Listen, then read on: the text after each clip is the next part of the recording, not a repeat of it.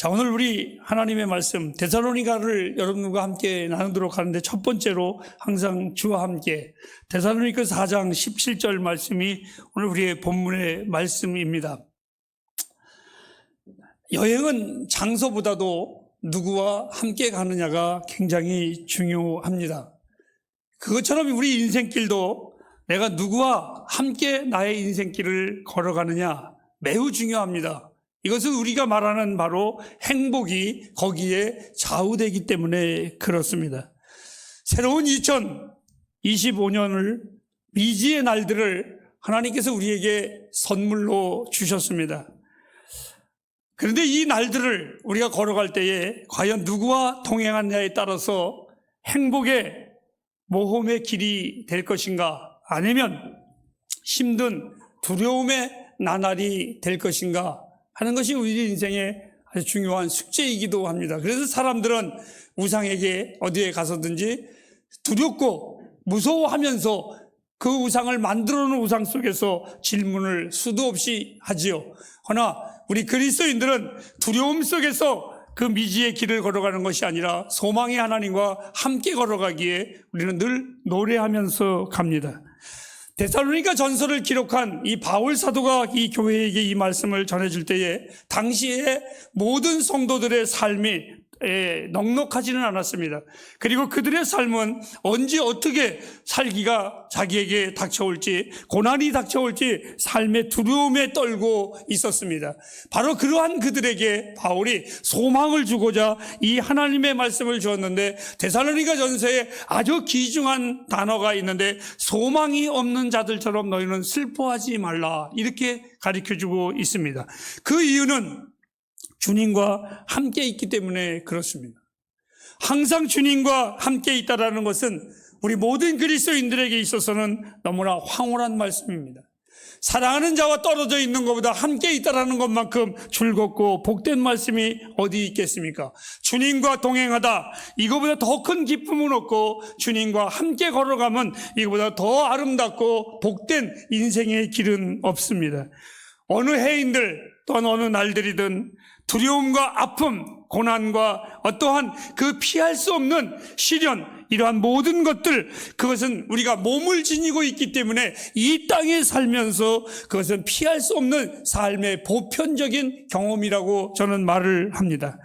그럼에도 불구하고 우리 그리스도인들은 낙담하거나 두려워하지 않습니다. 그것은 내 인생의 길에 아무런 동반자 없이 홀로 걸어간다면 두려움이 있고 떨림이 있을 것이지만, 형제보다 더 가까이 계시는 친구 한 분이 계십니다. 이분은 보통 분이 아니십니다. 시간도 날도 길들을 만드신 분이신데, 이분은 오늘 찬송의 가사처럼 참 좋은 나의 친구 되시는, 내가 실패하지도 않게 하시고 홀로 길을 걷게 하지도 않게 하시는, 항상 나와 함께 하시는 예수 그리스도, 이분이 계십니다. 이분 때문에 우리는 노래하고, 이분 때문에 우리는 웃고, 이분 때문에 우리는 찬양하기도 합니다. 오늘 저는 이 에베소서, 갈라디아서를 통해서 떠오르는 단어가 하나가 있습니다. 한번 따라 하실까요? 항상. 이 항상이라는 말은 헬라어에는 두 가지의 의미를 가리키고 있습니다. 그 첫 번째로는 지속적으로, 항상이라는 용어는 지속적으로, 이런 의미를 가지고 있습니다.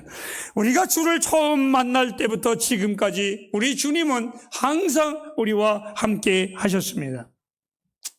그리고 주님은 말씀하십니다. 결코 내가 너를 버리지도 아니하고 결코 너를 멀리하지도 아니하고 항상 세상 끝날까지 내가 너와 함께 있을 것이다.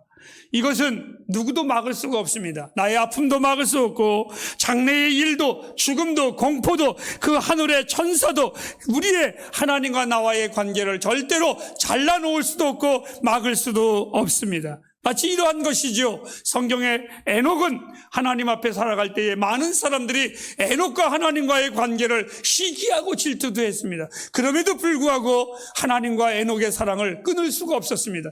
하나님은 이 에녹과 함께 동행하다가 하나님의 집으로 데려가는 그러한 것처럼 우리 주님은 항상 우리와 함께 하시는 하나님이십니다. 여러분, 주와 동행한다라는 것은 무엇입니까? 우리 그리스도인들의 표적입니다. 어저께 저녁에 요즘에 트로트가 유행인데 트로트 부르는 무슨 자주 음악회에 홍이삭이라는 친구가 나왔습니다. 맞나? 그러니까 저희 집사람이 아마 저 친구는 그리스도인인가 봐. 왜? 이삭이라고 나왔으니까 불후의 명곡에. 근데 다른 놈은 예수를 안 믿는 놈인지 그 친구는 그냥 그 이삭을 얘기하더라고요. 우리는 그 이삭이 아닌 그 이삭 아시죠? 예. 그래서 그 이삭을 얘기해서 이야기를 하는데 아주 인상도 참 좋고, 그러니까 제 아내가 있다는 말이 저 친구는 아주 타고난 그리스도인의 인상이야, 이렇게 얘기를 했습니다. 하지만 여러분, 우리 집에 교회의 명패가 붙어 있다고 해서 크리스찬은 아닙니다. 나의 이름이 성경적인 이름으로 되어 있다고 해가지고 그리스도인은 아닙니다. 여러분들이 무엇을 한다고 해가지고 그것이 그리스도인이 아니라 진정한 그리스도인의 표적은 바로 주님과 동행하는 겁니다. 주님과 동행하는 것이 바로 그리스도인의 표적이듯이 요한복음 15장 6절 말씀을 한번 다 같이 보도록 하겠습니다. 사람이 내 안에 거하지 아니하면 가지처럼 밖에 버리어 말라지나니 사람들이 이것을 모아다가 불에 던져 사르느니라. 여러분, 포도나무의 가지는 떨어져 있으면 가지의 역할을 할 수가 없습니다. 붙어 있을 때만이 온전한 포도나무라고 우리는 말할 수가 있습니다. 다만 떨어져 나갈 때는 불에 던져 사르느니라. 그렇습니다. 여러분, 그리스도인의 삶은 명백하게 무엇과 주님과 동행하는 것이 그리스도인의 삶입니다. 이런 것입니다. 아가서의 솔로몬 왕이 그 술람미 여인에게 이렇게 말을 하죠. 나의 사랑은 내 안에 속하였고 너의 사랑은 내 안에 속하였구나. 주님은 우리를 사랑하시고 또한 우리는 주님을 사랑합니다. 그것은 구원받은 그날만 사랑하는 것이 아니라 그때만이 기억하심이 아니라 오늘 시편 23편 4절 말씀에 다윗은 이렇게 고백을 합니다. 그 시편 23편을 통하여 하나님은 내가 푸른 초장을 거닐 때에도 함께 하시고 쉴만한 물가울을 거닐 때에도 나와 함께 하십니다. 아니, 그 하나님은 언제나 우리와 함께 하십니다. 그런데 좋을 때만 함께 하시는 하나님이 아니라 어느 한 순간에만 하는 것이 아니라 내가 혹 사망의 골짜기를 거닐지라도, 내가 고통의 길을 걸어갈지라도, 내가 어두움의 길을 걸어갈지라도 우리 하나님은 언제나 나와, 성경은 오늘 이렇게 말합니다. 항상 지속적으로 함께 하시는 하나님이십니다. 여기서 여러분 잠깐 한번 생각해 보시기 바랍니다. 항상이라는 용어를 한번 보실까요? 언제부터이냐? 바로 지금부터입니다. 지금부터. 우리는 현실 앞에서 우리의 부족함을 늘 고백할 수밖에 없습니다. 주님을 믿으면서도 당당하게 나는 주님을 믿습니다. 그리고 나는 믿음으로 살 겁니다. 이렇게 우리가 자신 있게 말하지 못할 때가 참 많이 있습니다. 그것은 왜 그런 줄 알고 계시죠? 우리 주님이, 내가 믿는 그 주님이 현실 앞에 내 앞에 있지 않기 때문에 그렇습니다. 마치 우리 학교 다닐 때에 대학교 합격자를 발표하는데 지금이야 인터넷으로 다 뒤져서 하지만 그때는 발표날 아침에 가서 내 이름이 있나 없나를 찾아야만 됩니다. 그런데 나는 분명히 붙은 줄을 확신하고 있는데 그래도 내가 내 이름을 보지 못하니까 두렵기 한이 없습니다. 마치 그런 것입니다. 우리가 이 땅에 살면서 우리의 믿음이 연약해지고 때로는 나약해지지만, 그러나 여러분 절대로 그것 때문에 낙심하지 마시길 바랍니다. 왜? 오늘 바울은 이 데살로니가 교회에게 너희들은 절대로 낙심하지 말라. 하나님은 우리에게 당신이 우리를 사랑하는 선물을 끊임없이 보내주십니다. 사랑하는 자와 떨어져 있을 때에 그 사랑하는 자에게 내가 너를 사랑함을 하나님은 보여주십니다. 무엇으로? 선물로 보여주십니다. 헤브리요, 하나님 앞에 기도하십시오. 하나님은 여러분에게 여러분의 기도의 그 응답을 선물로 주십니다. 왜? 그것은 아직은 그 하나님이 내 앞에 실제로 나타나 있지 아니하지만 하지만 하나님은 나를 사랑하신다라는 사인을 우리 기도의 응답으로 끊임없이 선물하시는 하나님이십니다. 내가 너를 사랑한다고, 내가 너를 기억한다고, 내가 너를 정말 내 몸과 같이 사랑한다고 하나님은 선물을 주십니다. 내 마음의 표현이라고 주님은 끊임없이 우리에게 공급을 하십니다. 주님을 당신이 처음 만나는 날부터 지금까지 우리 주님은 나에게 끝없이 복을 주셨습니다. 허나 여러분, 나에게 영생을 주신 하나님, 나에게 생명의 새로운 생명을 주신 하나님 참 귀합니다. 그리고 하나님은 나에게 믿음을 주심도 나는 감사합니다. 하지만 나에게는 늘 무언지 모르는 배고픔이 있습니다. 무언지 모르는 갈망이 있습니다. 나에게 믿음도 있고 영생도 있고 구원의 확신도 있지만 나는 이것으로 만족하지 않습니다. 왜? 내 주님을 실제로 만나는 그날까지 그분이 나의 만족이고 그분이 나의 모든 것의 완성이십니다.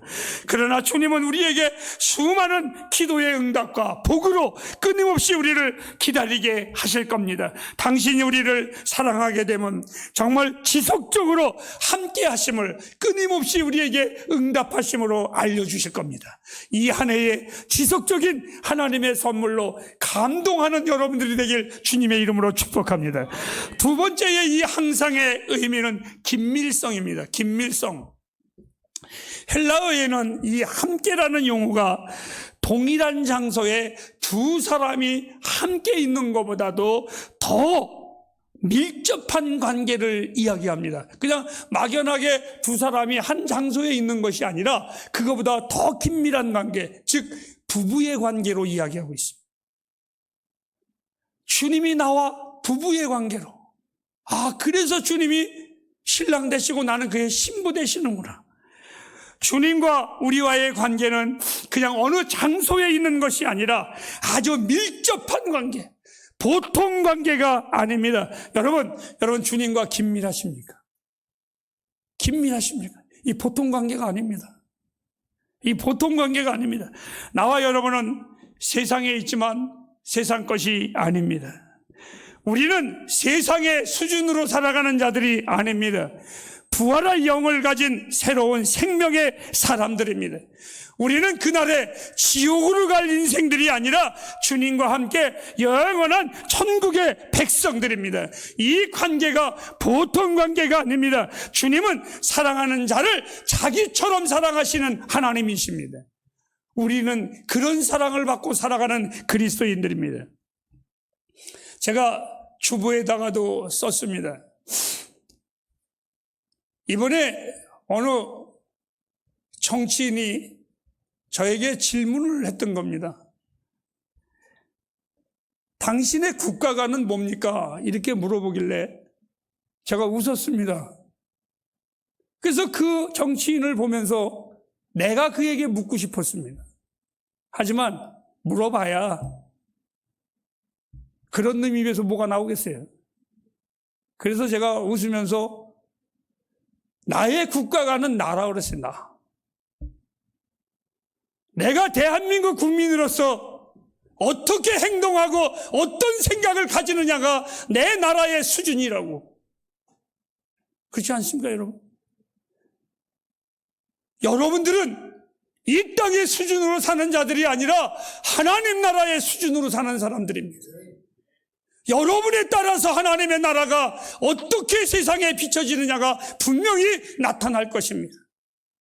주님은 우리에게 이렇게 말씀하셨습니다. 하나님의 나라는 네 안에 있다고. 즉 여러분이 하나님을 어떻게 섬기느냐가 하나님의 나라의 존재의 가치가 드러날 것입니다. 나와 여러분은 그냥 만들어진 존재가 아니라 예수 그리스도께서 십자가에 죽기까지 우리를 구원하신 구원의 백성들입니다.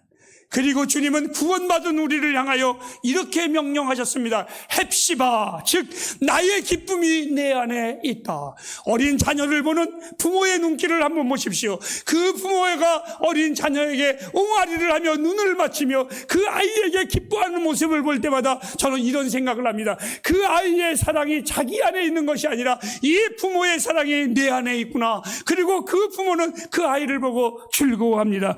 여러분, 우리 주님은 우리를 향하여 이렇게 말합니다. 나의 기쁨이 내 안에 있구나. 나의 기쁨이 내 안에 있구나. 그런 존재가 바로 우리들입니다. 사랑하는 햇불이요, 제가 한번 우스운 이야기지만 한번 따라 한번 해보실까요? 주님을 속상하게 하지 마십시오. 내가 좋은 말 할 때 들으세요. 주님을 속상하게 하지 마십시오. 주의 사람들이 세상과 너무 밀집하게 살지 마십시오. 세상은 우리의 친구가 될 수가 없습니다. 이 세상은 우리의 전도지지, 전도 요소이지, 전도자들이지, 우리는 세상과 우리는 친구가 될 수가 없습니다. 나 여호와는 질투의 하나님이시라. 여러분이 세상과 너무 친밀할 때 하나님은 질투하십니다. 그것을 뺏으십니다. 여러분들의 건강이 세상과 친구가 된다면 그 건강을 뺏으실 겁니다.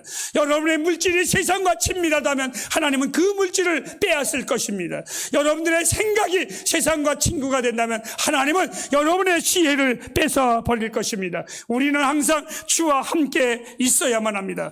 2025년 우리에게 주어진 날들 우리는 알 수가 없습니다. 그 날을 알 수 있는 것은 그 날을 만드신 하나님 외에는 없습니다. 그렇다면 사랑하는 여러분, 우리가 2025년 누구와 친밀해야 되는가? 이미 답은 나왔습니다. 주님 외에는 없습니다. 그 주님과 의논하십시오. 그 주님께 물으면서 사십시오. 여러분의 인생길 그 주님을 의지하며 사시기를 바랍니다. 이제 마치겠습니다. 2025년 우리는 주의 길을 함께 걸어갑니다. 언제? 지금 바로 우리는 시작해야만 합니다. 지금부터라도 우리는 주님과 함께 걸어가야만 됩니다. 이것은 우리에게 엄청난 특권입니다. 정치 이야기를 하나 더 하겠습니다. 간혹 나라에서 당신을 장관으로 임명했습니다. 이러고 청문회를 합니다. 저는 청문회를 보면 그 사람에 대해서 난도질을 합니다. 그 볼 때마다 우리 햇불 가족들도 그런 생각 하실 거예요. 저처럼. 내 더러워서 안 한다. 그죠? 그래서 우리 교회에서 아직 장관이 안 나온 거예요. 얼마나 난도질을 합니까? 정말 의인은 없나니 하나도 없다고 그랬는데 정말 저게 가능할까? 그런데도 그 수모를 겪으면서도 굳건하게 있습니다. 그래서 왜 그러느냐라고 물어봤더니 나라에서 자기를 부르면 자기 인생의 가문의 특권이라는 거예요. 그것 때문에. 여러분, 우리는 청문회 안 받을 것 같아요? 하나님의 자녀가 되는 순간에요, 온통 마귀가 지난날의 나의 모든 걸 청문회하기 시작합니다. 그럼에도 불구하고 나는 마귀야, 개소리 하지 마라. 난 별로 관심도 없어. 왜? 하나님의 자녀가 된 특권, 하나님이 나와 함께 한다라는 이 특권, 여러분 놓치지 마시기를 바랍니다. 우리의 축복은 복의 근원자 되신 하나님께 달려져 있지, 이 세상에 어떠한 희노애락에 달려져 있지 않습니다. 우리의 모든 복은 하나님께 달려져 있습니다. 주와 함께 사는 방법 너무나 간단합니다. 너무나 쉽습니다. 우리에게 다른 길은 없습니다. 다시 한번 따라 하시기 바랍니다. 믿음으로 주님을 붙잡으십시오. 주님 안에 생명이 있습니다. 주님 안에 능력이 있습니다. 주님 안에 참 기쁨과 참 복이 주 안에 있습니다. 여러분, 주님과 함께 하지 않는 것이 어떤 것인가 알고 계시죠? 빛의 반대는 어두움입니다. 복의 반대는 저주입니다. 기쁨의 반대는 슬픔입니다. 여러분, 얼마나 큰 손해입니까? 하나님과의 반대는 멸망입니다. 하나님과 동행함이 바로 영생이고 복입니다. 2025년 항상 우리 햇불 가족들이 주와 함께 살아가시기를 주의 이름으로 축복합니다. 하나님과 함께 걸어가는 것, 이게 기쁨이고 행복입니다. 다윗은 시편 2편 12절 말씀을 이렇게 고백을 하고 우리 마치도록 하겠습니다. 크게 한번 읽으실까요? 시작. 그 아들에게 입맞추라. 너희가 그 길에서 망하리니 그 진노가 급하심이라. 여호와를 믿습니까? 기도하겠습니다.